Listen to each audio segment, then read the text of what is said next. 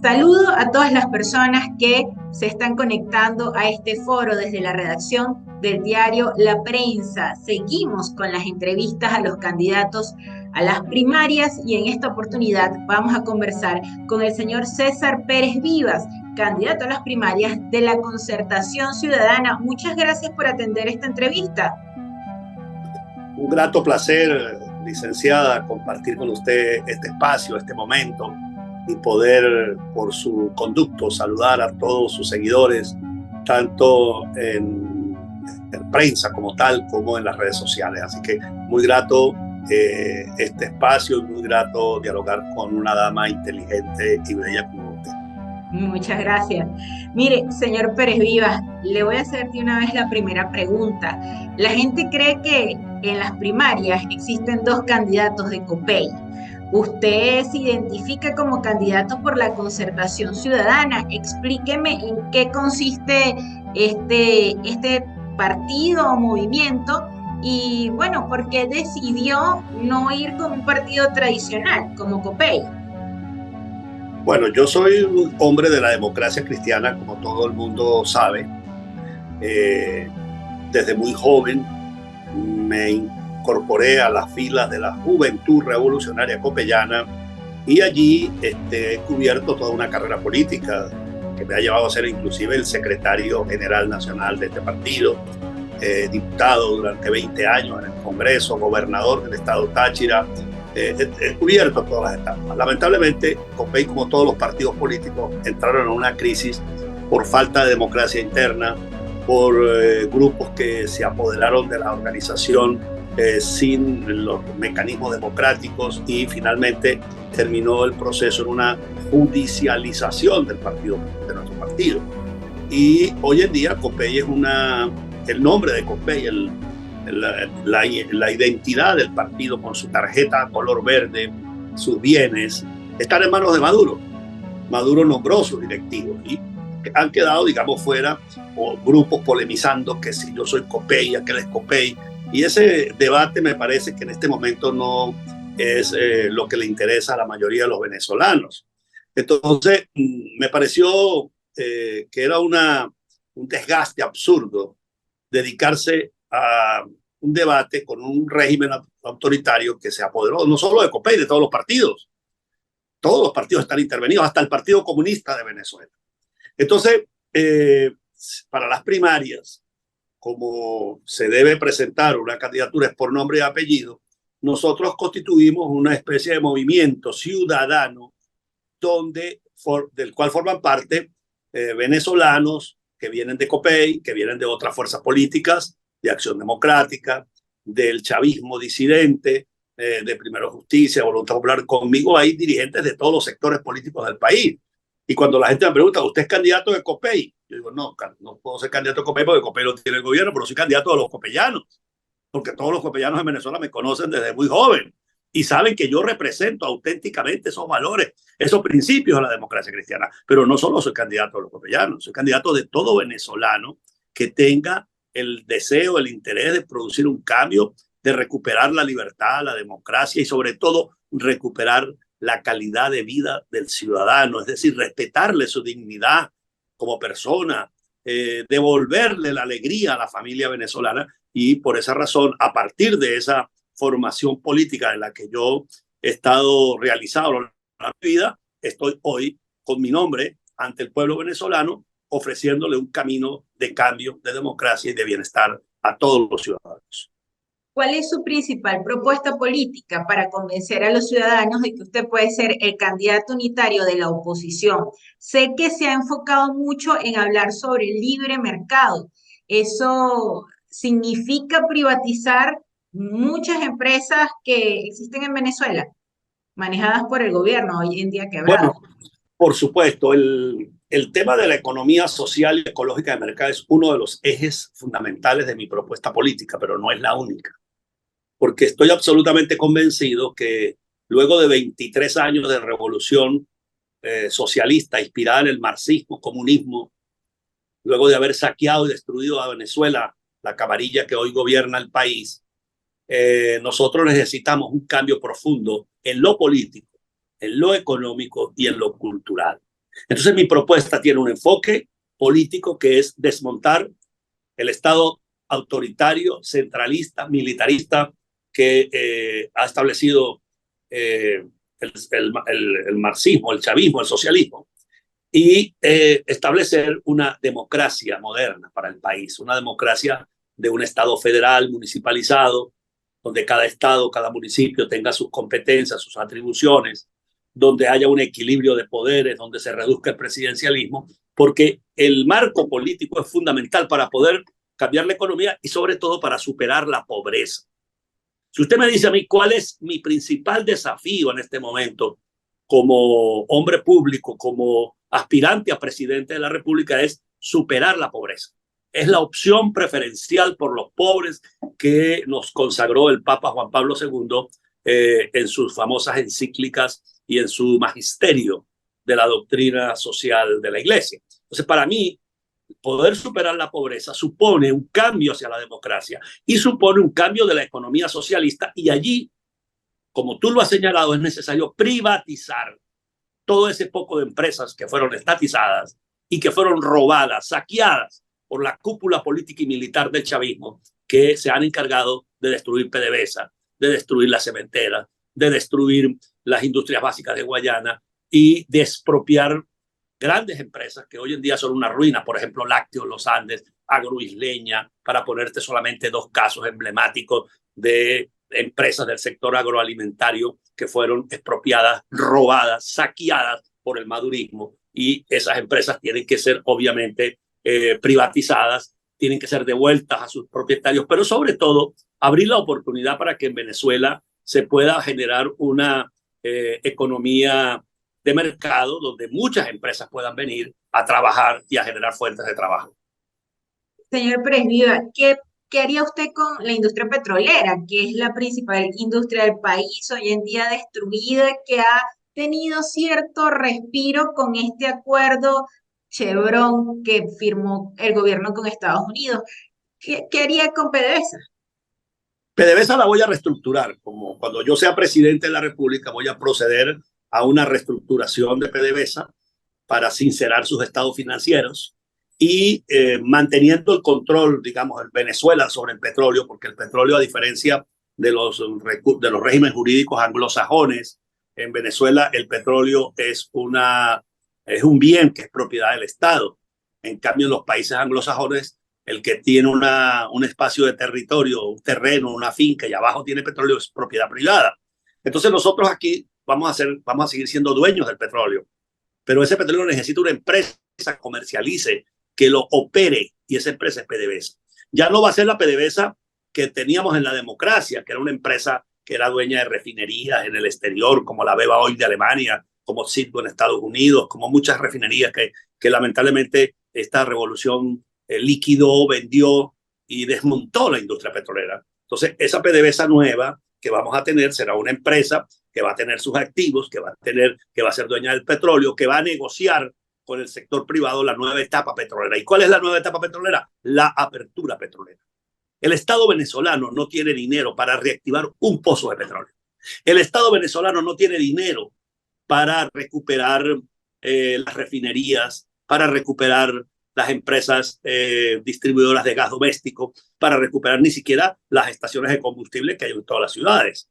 Entonces yo voy a ser un presidente que va a invitar a la empresa privada mundial con suficiente solvencia técnica y financiera a reactivar la industria petrolera, a lograr invertir en la extracción, recuperar las refinerías para que volvamos a tener producción de gasolina y nos quitemos este trauma por el cual pasamos todos los días de inmensas colas en toda Venezuela para echar gasolina, para que le quitemos a la gente la posibilidad de estar esperando 6 meses por una bombona de gas. Toda esa área de distribución de combustible, de distribución de gas doméstico, de producción de derivados del petróleo, va a abrirse al sector privado, nacional e internacional, a través de licitaciones públicas transparentes, de modo que las mejores empresas del mundo puedan venir a Venezuela a invertir y lograr la reactivación de la industria petrolera.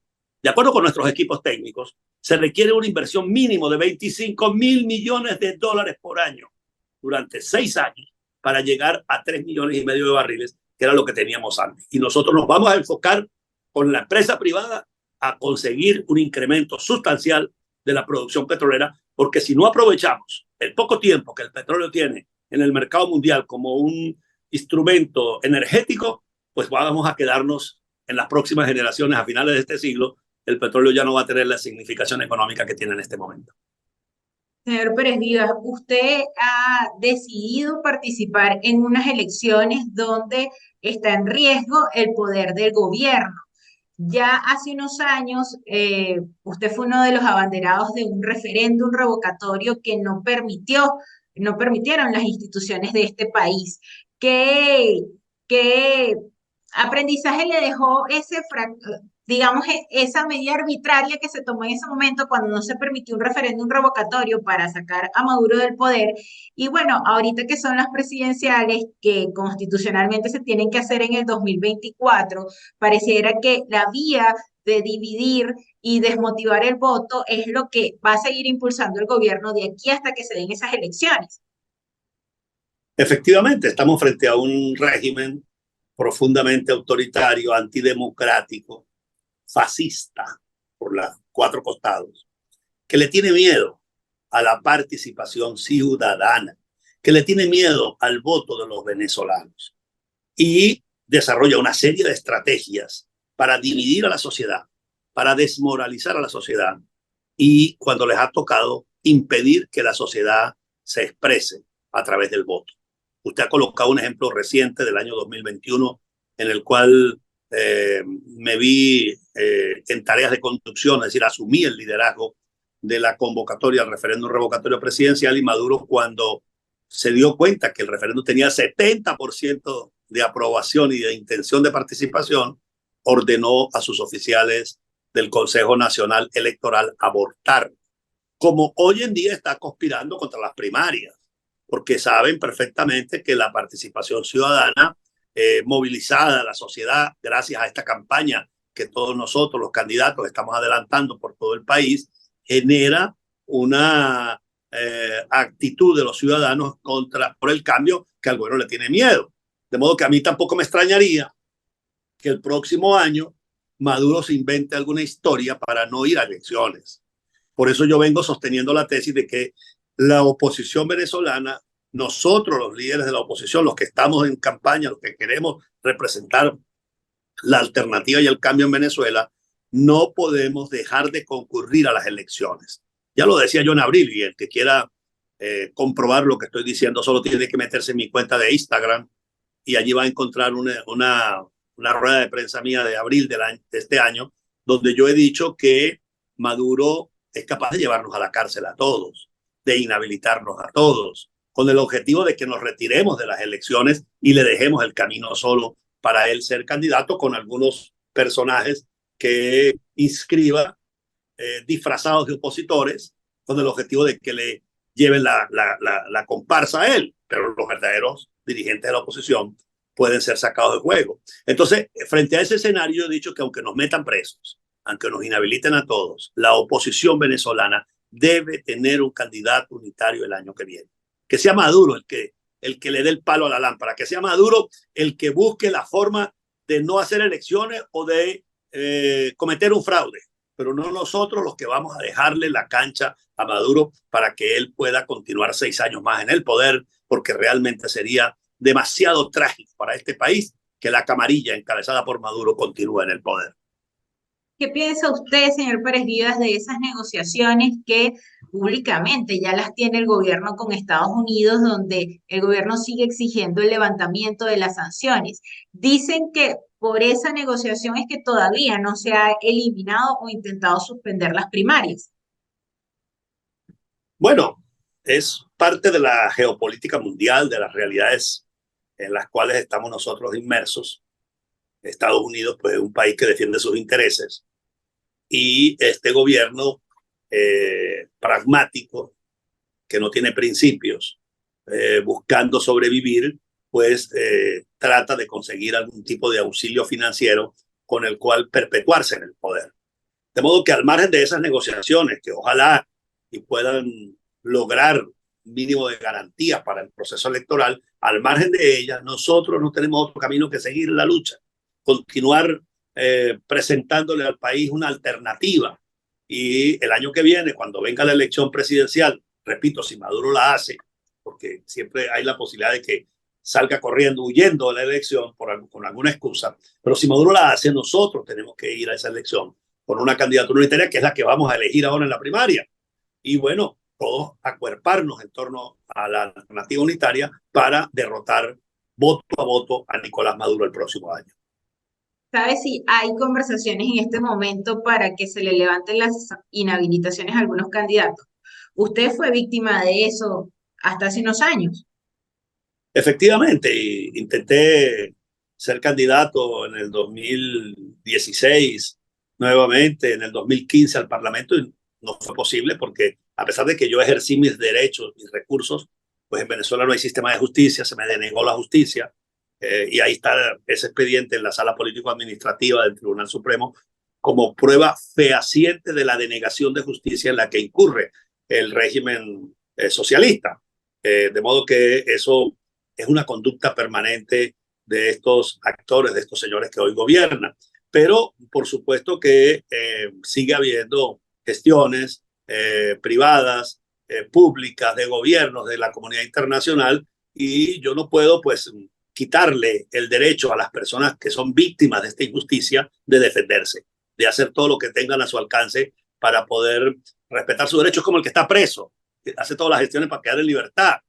Y tú no le puedes pedir a un preso, sobre todo un preso político, que no adelante todas las gestiones necesarias para su libertad y que su familia no lo acompañe en esta materia. Entonces así pasa con los inhabilitados, pues están haciendo sus gestiones y nosotros pues somos solidarios en esa búsqueda, pero siempre teniendo claro que el año que viene vamos a tener que ir a las elecciones, que no se puede repetir lo que ocurrió en el 2018, cuando los principales líderes, por estar inhabilitados o presos, dejamos de ir a las elecciones del 2018 y Maduro ganó por esa razón. Ese error, esa política no puede repetirse en 2024.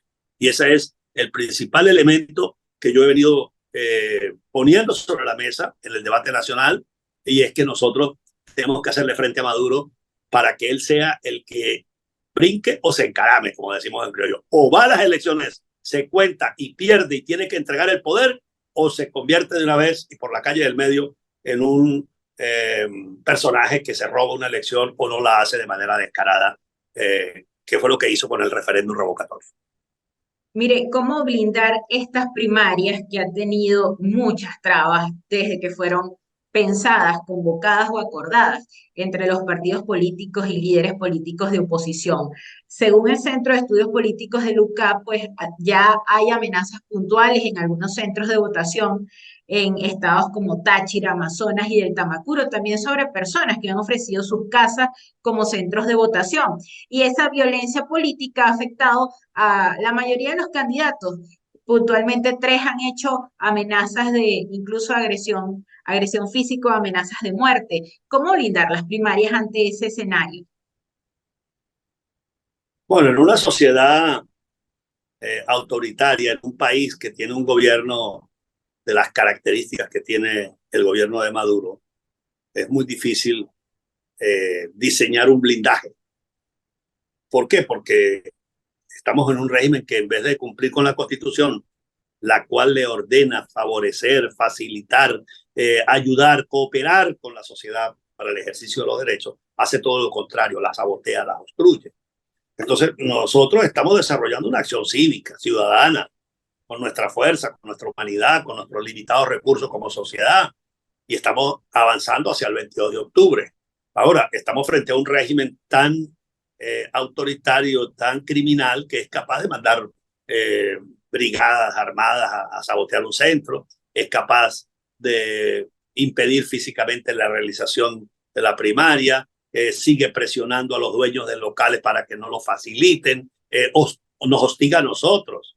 El día pasado yo estaba aquí caminando en la Candelaria y me mandaron 3 personajes allí a amenazarme. A otros les ha caído a golpes, a otros hay ciudades donde yo he ido donde no he podido alojarme en un hotel porque la orden que tienen los dueños de hoteles no permitir alojamiento para los candidatos presidenciales de las primarias. Es decir, hay todo un sistema de hostigamiento y de persecución contra nosotros y contra la realización de las primarias que es público y notorio. Usted ve a Diosdado Cabello amenazando y solicitando investigación a los de la comisión de primarias por los recursos de las primarias. Pero Diosdado Cabello no explica de dónde sale el dinero de esos actos que él hace llenos de autobuses del gobierno. No hay fiscal, no hay contralor que investigue el uso del transporte del Estado, helicópteros del Estado, la televisora del Estado para favorecer al partido de gobierno. Pero Diosdado se siente con la autoridad moral de cuestionar a todo el mundo y no se da cuenta que él mismo está cometiendo el delito de peculado cada vez que habla en el Canal 8, cada vez que anda en los vehículos oficiales del Estado venezolano, trasladándose por el país, cada vez que monta un mitin con la plata del Estado venezolano. Entonces él no se autoinvestiga porque obviamente él se cree dueño de Venezuela. Él cree que el país le pertenece, que las finanzas públicas son de su peculio y entonces señala a lo demás. Entonces esa es la doble moral de unos personajes que lamentablemente todo el mundo sabe no son los que le convienen a Venezuela para poder salir adelante. Bueno, señor Pérez Vivas, ¿y cómo se ganan unas primarias sin maquinaria y sin la compañía de un partido que tenga experiencia en ganar elecciones? Yo tengo una maquinaria, conmigo en toda Venezuela hay dirigentes de la democracia cristiana, gente con mucha experiencia. En el Estado Lara hay un comando de campaña presidido por gente con muchos años de experiencia en la vida política. Samuel Medina, Tilano Linares, Pablo Azuaje, y bueno, para usted la lista larga de contar, para hablar del mundo social cristiano. También hay gente del mundo socialdemócrata que me acompaña en el caso de Lara, de Táchira, de toda Venezuela. Hoy en día, lamentablemente, ha sido tan nociva la presencia de este sistema autoritario que los antiguos partidos hoy en día ya no son ni siquiera un reflejo de ello, porque los han hostigado desde que comenzó la Constitución del 99 con la prohibición del financiamiento a los partidos políticos, con toda la campaña de desprestigio que desde el momento inicial de la revolución se hizo contra los partidos. Ha habido toda una guerra contra las organizaciones políticas que de broma existimos. O sea, aquí nosotros estamos luchando y existiendo porque tenemos una resiedumbre, porque tenemos un amor a Venezuela, porque tenemos unos principios. Pero realmente esto no es una democracia normal, donde podemos ver los partidos en una dimensión normal. Y aquí estamos candidatos que estamos formando movimientos. Todos son, si le hago una lista, qué sé yo, Delsa Solórzano tiene un movimiento nuevo, Tamara Adrián tiene un movimiento nuevo, el señor Careca tiene un movimiento nuevo, María Corina tiene un movimiento también en formación. Yo tengo un movimiento en este momento que se llama Concertación, pero te repito, integrado por gente que tiene experiencia y que tiene capacidad política. Ahora, eso no es suficiente, yo estoy consciente de eso. Tenemos que unir toda la fuerza de todos los sectores políticos para poder salir adelante. Y bueno, finalmente, señor Pérez Vivas, usted habla de ser el candidato de la oposición para ganarle a Maduro en el poder y lograr reinsertar a Venezuela en el sistema democrático, pero ¿cómo se hace eso cuando todas las instituciones del país están subordinadas al poder ejecutivo actual? Por ejemplo, usted si llega a una presidencia va a tener un TSJ que va a tener vigencia por 12 años. Efectivamente, es un proceso de cambio progresivo. En Venezuela la presidencia de la República es, sin lugar a dudas, el poder. Somos un país de una tradición muy grande presidencialista que se reforzó, que creció exponencialmente con la Constitución de 1999 y con el control político que Hugo Chávez y Maduro le han dado al Poder Ejecutivo. Entonces, hoy en día desde Miraflores se controla todo. Controlan el tribunal, la asamblea, la contraloría, la fiscalía. Todo depende de la voluntad de un hombre. Por eso es una dictadura, porque es un hombre que al margen de la Constitución, el que está dirigiendo el país sin respetar los principios constitucionales. De ahí que yo no dudo siempre en afirmar que estamos en una dictadura. Entonces, si nosotros logramos aprovechar la elección presidencial y establecer un poder ejecutivo, aunque esté rodeado, efectivamente vamos a estar rodeados de los poderes en manos del PSV, la dinámica democrática va a permitir reinstitucionalizar esos poderes, porque el año 2025 hay que hacer elecciones de la Asamblea Nacional y del Parlamento. Entonces allí vamos a tener la oportunidad de que esa mayoría expresada en la elección del presidente se potencie y permita una elección de un parlamento. Y con un parlamento nuevo vamos a poder lograr muchos cambios en el Poder Judicial, en el Poder de la Fiscalía. Sí, todo un proceso que se debe llevar con inteligencia, con mano firme, pero con claridad respecto al cambio de todo el ecosistema político instaurado en estos 24 años de hegemonía chavista, socialista, comunista en el poder en Venezuela. Y precisamente por eso es que no todo el mundo está en condiciones de llevar adelante, de dirigir una transición. De ahí mi propuesta, de ahí mi candidatura, para decirle a los venezolanos que aquí tienen a este servidor con la disposición a liderar ese proceso de transición, a conducir ese proceso de cambio. Ya yo fui gobernador de un estado con una asamblea en contra, con la fiscalía en contra, con los tribunales, con todo en contra. Y sin embargo logramos adelantar una gestión. Entonces yo sé cómo es que esa tarea se cumple y por eso le pido a ustedes, amigos que me están viendo, que me están oyendo, que me den su confianza, que me den su voto, porque van a tener a un conductor político, a un hombre de Estado con la capacidad de llevar adelante esa transición y de devolverle a Venezuela la esperanza, devolverle el bienestar, volver a tener un buen país. Nosotros fuimos un buen país. No quiere decir que fuésemos un país perfecto, porque obviamente siempre hay fallas, hay problemas muy graves en todas las sociedades del mundo, pero como me dijo un amigo, éramos felices y no lo sabíamos. Éramos felices, no lo sabíamos. Hoy en día, cuando hemos llegado a estos niveles de destrucción, de pobreza, de miseria, de precariedad, entonces ahora sí valoramos lo que teníamos. Porque dice un dicho popular, nadie sabe lo que tiene hasta que no lo pierde. Entonces, hoy en día, cuando no hay luz, cuando no hay gasolina, cuando no hay agua, cuando el salario no alcanza para nada, entonces valoramos que éramos un país con esas posibilidades y, sin embargo, hicimos un cambio para atrás.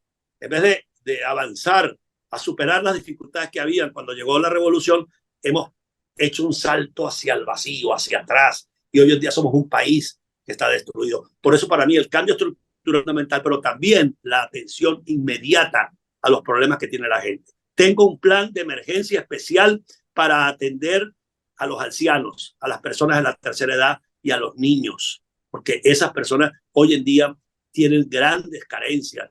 Hay muchas familias cuyos padres, no tienen ni siquiera para comer. Gente que fue profesores universitarios, profesores de los colegios, que trabajaron en empresas, que hoy en día la pensión son $4 y no tiene quien los lleve. Se le fueron los hijos, quedaron solos aquí.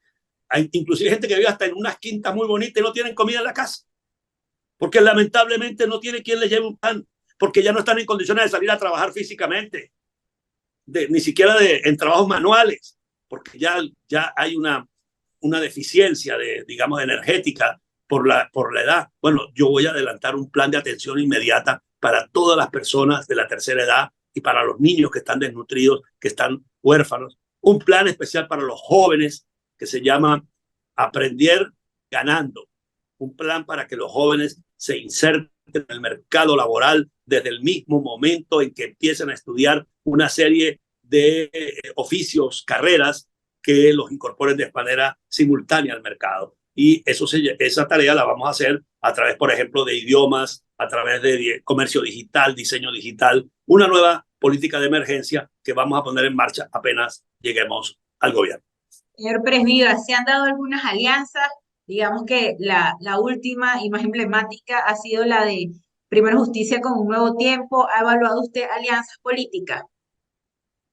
Sí, lo que pasa es que hay ciertos sectores que tienen algunas afinidades. Yo comprendo perfectamente que estos dos grupos políticos se pongan de acuerdo. Ellos han estado entendidos en el gobierno interino, estuvieron participando, ellos estuvieron participando en el G3, y entonces se sienten más cercanos. Existimos otros que hemos estado muy distantes de esa política porque nunca estuvimos allí. Entonces nosotros tenemos, digamos, otro tipo de manera de entender el proceso político. Y por esa razón, pues, estamos abiertos a recibir el apoyo de aquellos venezolanos que quieran algo distinto, que quieran una política más fresca, una política más comprometida con el país, más comprometida con el cambio democrático, con la ética en la función pública, que es lo que nosotros encarnamos. Mire, y me restan dos preguntas. Una tiene que ver con cómo seguir promoviendo la participación en las elecciones primarias cuando, bueno, existe una hegemonía comunicacional y adicionalmente acaban de bloquear el portal donde la gente se puede informar para saber su centro de votación. Bueno, es parte del saboteo de la dictadura contra la democracia y eso nos complica, por supuesto, el trabajo, nos la pone más difícil, pero no por eso vamos a salir corriendo y nos vamos a poner a llorar. Vamos a seguir adelantando el esfuerzo y orientando por otros canales a los ciudadanos, de modo que cumplamos con la misión de llevar adelante este proceso de primaria y obviamente estar en condiciones el próximo año de hacerle frente a Maduro y derrotarlo en esa elección presidencial. Y finalmente, ¿qué mensaje le da usted a la diáspora? 300.000 venezolanos van a participar en estas primarias que van a estar fuera del país. Posiblemente no vayan a participar en las presidenciales porque no se ha abierto un proceso de registro electoral masivo en el exterior. Pero ¿qué mensaje usted le da a esos venezolanos que también quieren un cambio? En primer lugar, un mensaje de reconocimiento por haber participado en el proceso de registro como electores para la primaria, ratificarle mi compromiso como hombre democrático, cristiano, que busca el encuentro de la familia, mi compromiso de tener un plan especial para la diáspora. Yo voy a ser un presidente que va a recuperar este país, que va a recuperar la democracia y la economía. Y con esa recuperación, ya muchos venezolanos que están en países haciendo esfuerzos por ganarse 300, 400 dólares al mes, una vez que este país lo logre volvamos a recuperar el salario, que lo vamos a lograr, esa gente va a poder regresar. Y aquí vamos a darle estímulos en términos tributarios, en términos fiscales, crediticios, para que puedan trabajar en Venezuela en mejores condiciones que las que tienen actualmente en los países vecinos del continente.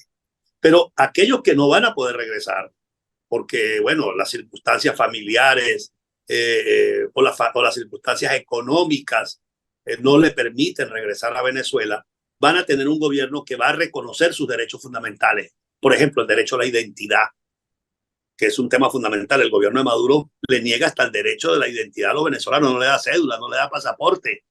Y eso constituye un problema, un obstáculo muy grande para mucha gente poder legitimar, legalizar sus estatus en los países donde está. En segundo lugar, aquellas personas que le prestaron servicios al país, educadores que han tenido que irse porque los hijos se fueron y quedaron solos aquí y los hijos se lo llevaron. Un educador ganando $4, esos educadores también van a ser protegidos por el gobierno. Esos trabajadores que no tienen una jubilación digna van a ser reconocidos por el gobierno que yo voy a presidir. Si a la diáspora nosotros le daremos el trato que se le da a un ciudadano venezolano de primera, como cualquiera de los ciudadanos que estamos aquí, porque todos son hijos de esta nación, porque todos han trabajado y han luchado en su momento por Venezuela y merecen el respeto y la consideración de quienes vamos a tener la responsabilidad de conducir el Estado en los próximos años. Declaraciones del señor César Pérez Vivas, candidato a las primarias por la Concertación Ciudadana. Muchas gracias por atender este foro. Gracias a usted por la invitación y mis mejores deseos para usted y para todos los seguidores de este canal. A todas las personas que se conectaron, será hasta una próxima entrevista.